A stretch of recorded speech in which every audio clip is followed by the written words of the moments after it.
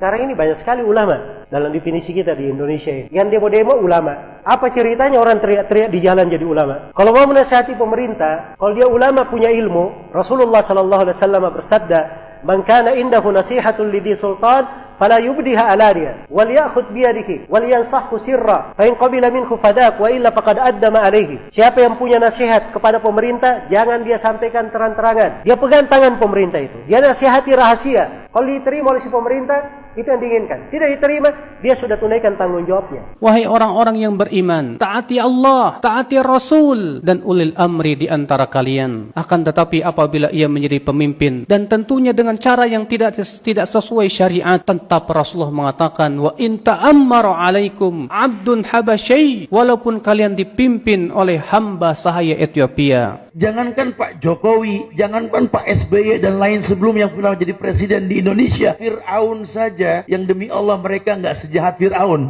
Fir'aun saja diperintahkan Nabi Musa dengan Harun, idhaba ila Fir'aun innahu togo, faqula lahu qawlan layyina. Yang gak boleh anak laki lahir main potong aja. Fir'aun lebih dari Rohingya loh. Terus datang ke Fir'aun, katakan perkataan yang lembut. Idza ra'aita rajulan yasubbul hakim fa'lam annahu sahibu hawa. Kalau engkau melihat ada orang yang mencela pemimpinnya, menjelek-jelekkan pemimpinnya, ketahuilah kalau dia itu pengikut hawa nafsunya. Dan tanyakan kepada dia, apa setiap kali engkau mencela pemimpinmu kau dapat pahala? Dapat pahala enggak kalau kita menjelekkan pemimpin kita? Kalau dapat pahala kita cela, enggak dapat pahala.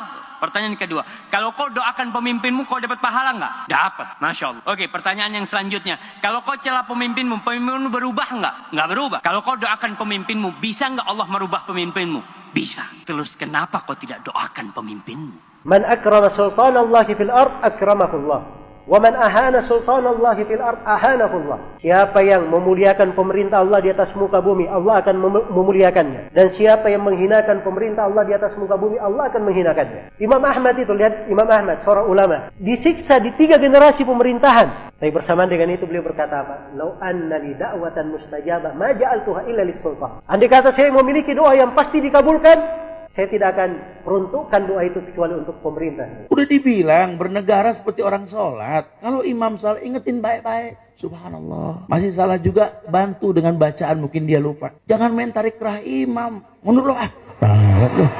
Nggak beres sholat kita urusannya kalau begitu.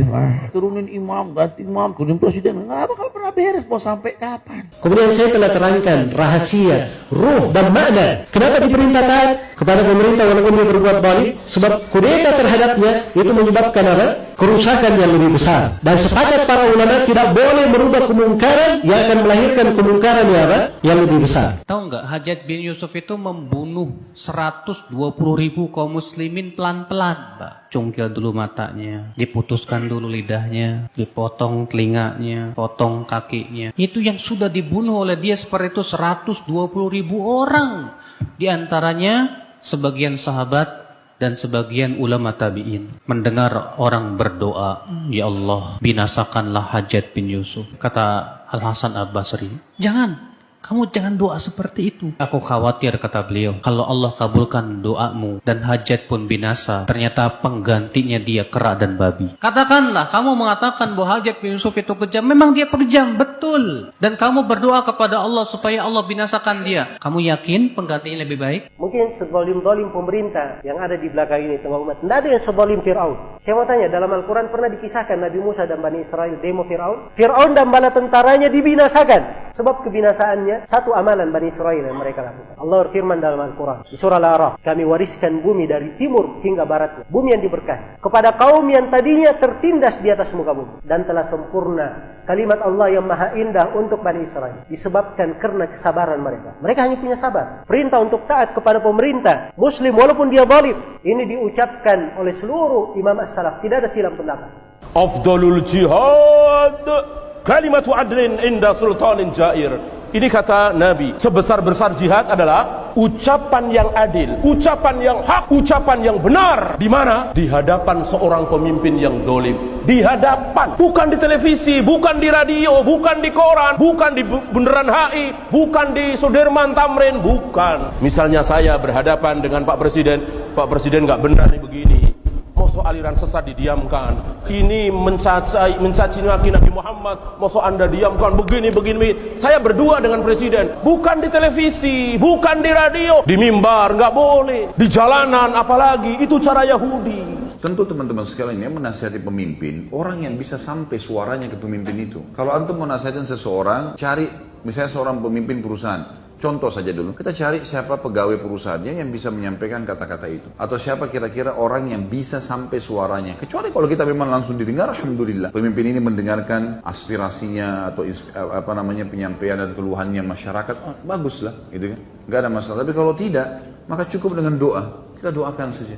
Itu senjata bagi orang beriman. Allah bisa masukkan ke dalam hati dia berubah, bisa.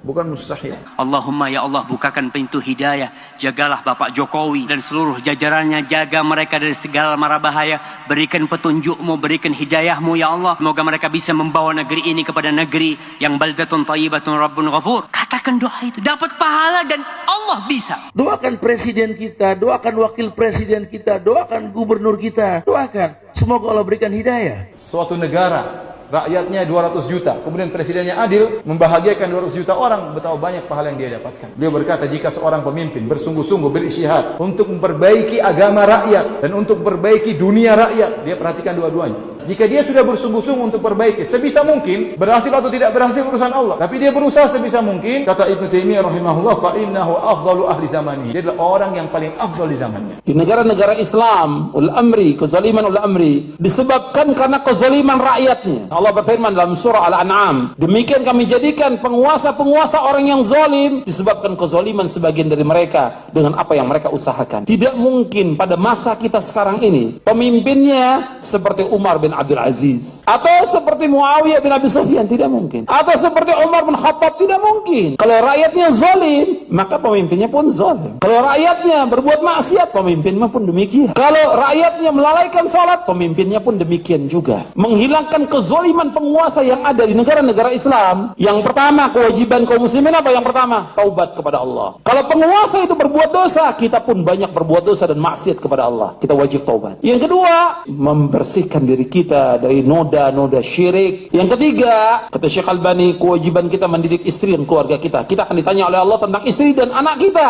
Kita umat Islam tidak akan ditanya oleh Allah siapa pemimpin kita, tapi kita akan ditanya bagaimana kamu mengurus istri dan anak kamu. Sebab Nabi bersabda, setiap kamu adalah pemimpin dan setiap kamu akan ditanya tentang pimpinannya.